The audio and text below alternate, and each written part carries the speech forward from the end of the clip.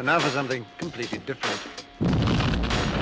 Forget everything you've been told by others before. Get ready for the real deal, the full story, the whole enchilada. It's the Lance Roberts Show, presented by Clarity Financial. It's life, money, and sweat equity. Now, welcome in to the Lance Roberts Show.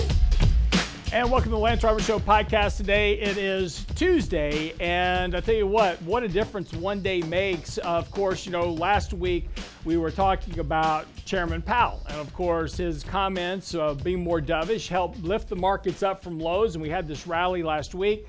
Then heading into the weekend, of course, all eyes turned to Donald Trump. Over the weekend, Trump comes to an agreement supposedly with China over trade and tariffs. Have a 90-day truce there. The market spiked up yesterday above the 50 and 200-day moving average. Now, I wrote an article yesterday, published on the website this morning, our Technically Speaking post, saying that the market had to remain above the 50 and 200-day moving average the rest of the week in order for that break above that bullish move to be validated. That did not happen today. The Dow slid 800 points today, a big decline there. The S&P down almost 80 points today on concerns that, there is no trade truce, and I said this yesterday, which is the fact that China is not going to agree to any trade deal that takes away their ability to have technology transfer. That is the future of their economy and their country, and they are not going to back down on that. So expect trade wars to continue, expect that to escalate later into 2019.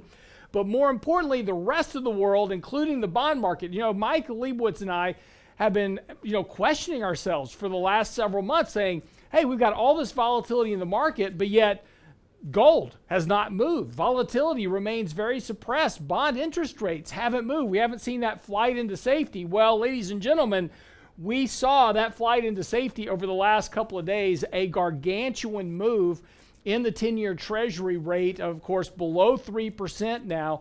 Bonds having exploded today as money was seeking out safety. Now, all this ties into this whole idea that the economy is not nearly as strong as a lot of people have believed. And of course, Michael and I have both been telling you this now for months, that a lot of this economic data was driven by natural disasters, hurricanes and wildfires last year, a massive round of deficit spending, of course, tax cuts in December of last year.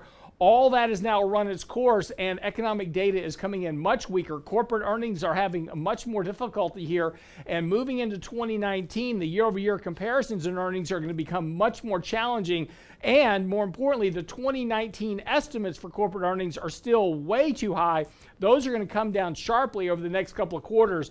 That is all going to put pressure on stock prices, but weaker economic growth is going to continue to feed into the bond market as well. So again, we've been talking about adding bond exposure to portfolios here over the last couple of months.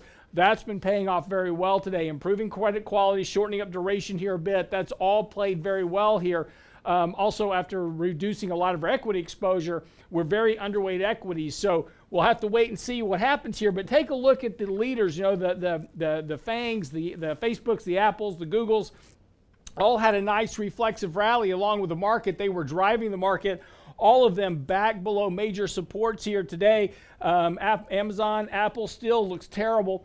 And then, of course, if we move down into really looking at international and small cap stocks in particular, these are actually breaking down towards absolute new lows today. Major crossovers here, much weaker financial environment, all suggesting that the U.S. economy is substantially weaker. Now, small caps and mid caps are the most affected by changes in economic growth. These are all suggesting the economy is substantially weaker than what headlines numbers say. So be aware, remember, economic data is heavily revised in arrears. So the numbers we're seeing now that we're all very happy about are likely going to be revised much lower in coming quarters ahead. So keep a watch on that. But the market's already telling you that's going to be the case. We'll be right back. We're going to talk more about this with Michael Leibowitz right after the break. I'm your host, Lance Roberts, right here for the Lance Roberts Show podcast at realinvestmentadvice.com.